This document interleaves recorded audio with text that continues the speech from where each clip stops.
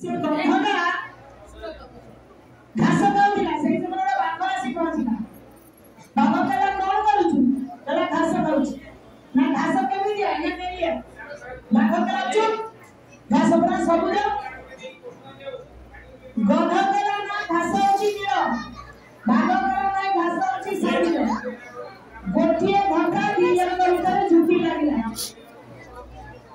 2 घंटा गोटिए घंटा परे बाघ कहला तू एमितिरे मानिबोनी चाल आमे 2 जन मिसिकरी सिंह पाखु जिबा। सिंह अछि बनर राजा। ए 2 जन जाक गले बनर राजा करबो। आगे गंध कहला कहला महाराज मो कथा सुनतु कहले कोन अभियोग ना मु कोछि घास अछि नील। कहला असुरा को अछि ना बाघ कोछि घास अछि सबुज। कहला ना ना कोपटा घास नील। कहले गोटिए घंटा आनी बाघ सहित चुक्ति करूछि कोछि घास अछि सबुज। किंतु दिनक भितरे सिंह कहले तुम कथा ठीक घास अछि नील।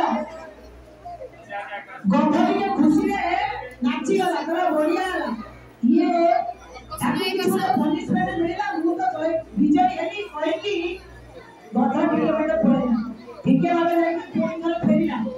कहला आज्ञा आपण मते जयपुत्र माने ठीक अछि किंतु गोटे घंटा पर ये समय बर्बाद करा आकुने पनिशमेंट दियो तुमे दंड विधान करतु। सिंह कहले 3 दिन पर ये मौन व्रत करबो कथा कहबनी एवं ताकू बंदी कर दिए जीव ताकू खाया दिए जीव। सिंह बात जो कथा कहला ठीक अछि बाघ तो पाने पाओ कोई कि नाची नाची पड़ेला।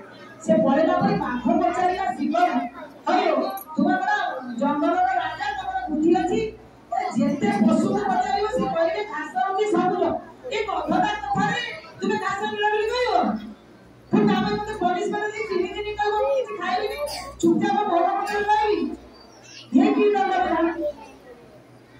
सिंह कौन करी सिंह कहले मु कोन तमको सेही भाई पनिशमेंट देछि बताओ ना लड़ुथला काज गोटे बाघटा जीव गंध तमे लड़िया भाई गोटे घंटा समय कर देबो उपयुक्त लोकक सहित लड़ाना किंतु गोटे गंधदार बुद्धि नाही सिए बिलंब जे तुम झुठी करी के पहुंचे सबुज को से कहबो। आम भितरु केते जण बंधवा को चाहे सही माने